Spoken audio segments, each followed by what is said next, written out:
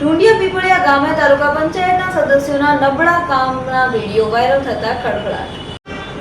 અમરેલી જિલ્લાના વડિયા કોકાવાવ તાલુકાના ઢુંડિયા પીપળિયા ગામે મુખ્ય માર્ગના ગામના પ્રવેશ દ્વારથી ગામને જોડતા નદી પરના પુલ માટે વર્ષોથી ચોમાસામાં ગામની ખૂબ મોટી સમસ્યા હતી। આ માટે ઊંચા પુલનું કામ મંજૂર થતાં તેની કામગીરી ઘણા સમયથી ચાલી રહી છે। કામના શરૂઆતના તબક્કામાં પુલના પાયાના ખોદાણ અને નીચે કરવામાં આવેલા પીસીસી સમયે નબળા કામ અને નબળા મટીરીયલના સવાલો ઉઠતા તેના સ્થાનિક લોકોના વિડીયો વાયરલ થયા હતા। શરૂઆતથી નબળા કામના વિવાદ વચ્ચે ચાલતા આ પુલના કામમાં ફરી નબળી ગુણવત્તા અને લાઇન લેવલ વગરના કામના પ્રશ્નો ઉપસ્થિત થતા લોકોમાં રોષ જોવા મળી રહ્યો છે। સ્થાનિક ભાજપ આગેવાનો રવજીભાઈ ચુડાસમા દ્વારા આ બાબતે અવાજ ઉઠાવવામાં આવતા અટકેલી કામગીરી તુરંત જ શરૂ કરવામાં આવી છે। તો અવાજ ઉઠાવ્યા બાદ સ્થાનિક આગેવાન તાલુકા પંચાયત સદસ્ય અને કોન્ટ્રાક્ટરના માણસ સાથેની વાતચીતનો 2 ઓડિયો વાયરલ થયા હતા અને તેમાં પુલના કામ બાબતે સ્થાનિકોનો વિરોધ અને નબળા કામ માટે સ્પષ્ટતા થતી જોવા મળી હતી।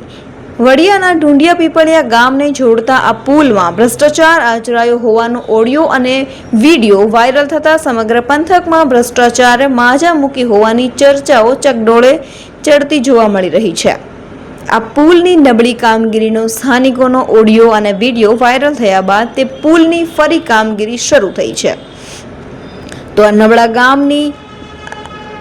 કામની તટસ્થ તપાસ થશે। શું આ કામ સાથે જોડાયેલા અધિકારીઓ ભ્રષ્ટાચારને ઉઘાડો પાડશે કે પછી ઢાકપીછોડો કરશે?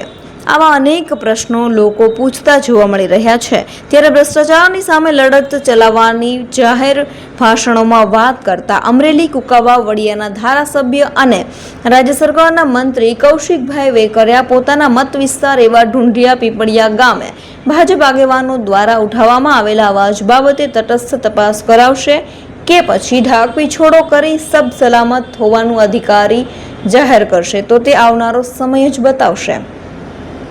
પરંતુ વડિયા વિસ્તારમાં ચાલતા સરકારી કામોમાં ભ્રષ્ટાચારે જાણે માજા મૂકી હોય તેવી ચર્ચાઓ રોજ સામે આવતી જોવા મળી રહી છે।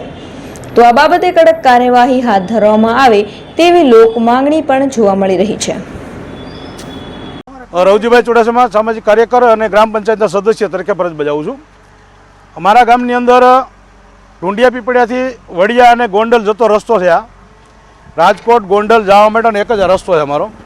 ત્યારે અમારે જે વરસાદના કારણે પાણી ભરાઈ જતું હતું એટલે અમને બહુ મુસીબતથી ગામ લોકોની રજૂઆત હતી કે ભાઈ તમે ગમે તેમ બ્રિજ બનાવો। ત્યારે અમારા ઉર્જા મંત્રી શ્રી કૌશિકભાઈ વેકરિયાને અમે રજૂઆત કરી કે સાહેબ અમને એક પુલ બનાવી દો। ત્યારે એમને 60 થી 65 લાખ રૂપિયા મંજૂર કરી અને પુલ કામ મંજૂર થયું। ત્યારે એજન્સીને કામ મળ્યું, એજન્સીએ કામ ચાલુ કર્યું, એનું 1 વર્ષ થઈ ગયું। એકદમ ગોકળ ભગતા ઢીલી ગતિથી કામ ચાલુ છે। 1 વર્ષથી કામ પૂરું કરવામાં નથી। લાઇન લેવલમાં કામ તદ્દન આઉટ છે। જે બ્રિજ ખરેખર રોડ બાજુ જોઈએ એની જે અવળી સાઈડ રોડ બનાવેલો છે। એટલે હવે કાર્યપાલકને આપણે બધે રજૂઆત કરીને કહેવું છે કે તમે રિટર્નનું આની થોડીક લંબાવો અને એકદમ સીધો પેલો પહેલાં અમે આમ ગઢ નાળાની જેમ હાલતા હવે હાંડિયા પુલની જેમ હાલશું। આવો બ્રિજ બને છે। 2 ફૂટ ઊંડો જોતો હતો, ઊંડાની જગ્યાએ 2 ફૂટ અધર લઈ લીધો। એટલે ગામ લોકોને અત્યારે છે ને બધા એવી માંગણી કરે કે ભાઈ આમાં આપણે હાલશું કેમ? અને 15 જૂન બેસી ગયું, ચોમાસું બેસી ગયું ત્યારે ગામ લોકોને હાલવાની મુસીબત થાય। ગામમાંથી માલ સંભાળ ત્યાંથી સપ્લાય કરીને ગોંડલ યાર્ડમાં લઈ જવાનો થતો હોય। હવે ગોંડલ યાર્ડમાં જવા માટે તો વરસાદ હોય ને પાણી હોય તો ડાયવર્ઝન તો હાલવાનું નથી। એના માટે ગામ લોકોની બધી માગ છે। અમારા પંચાયતમાંથી ગામ લોકો બધા એવું કહે છે કે તમે આગેવાનો ધ્યાન દો અને તાબડતોબ પુલનું કામ ચાલુ કરાવો। એટલે આજે કામ ચાલુ થયું। કાલે વીડિયોના યાલથી અને કૌશિકભાઈ વેકરિયાને કાલે ફોન દ્વારા જાણ કરી, ચાવડા સાહેબને જાણ કરી। એટલે અત્યારે કામ ચાલુ છે। એવું કહે છે કે અમે 2-3 દિવસમાં કામ પૂરું કરી દઈએ, પણ રિટર્નનું આગળ વધારવી જોઈએ। એ ફાઇનલ રિટર્ન જો નહીં થાય તો આ હાલત હાંડિયા પુલ જેવી થાય।